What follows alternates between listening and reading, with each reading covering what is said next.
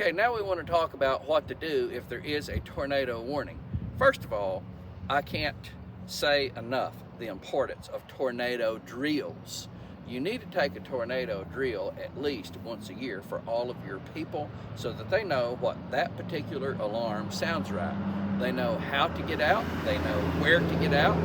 Just consider, you may have temporary employees. You may have a contractor in there. They don't know these things. They don't know what the alarm sounds like. They don't know where to go.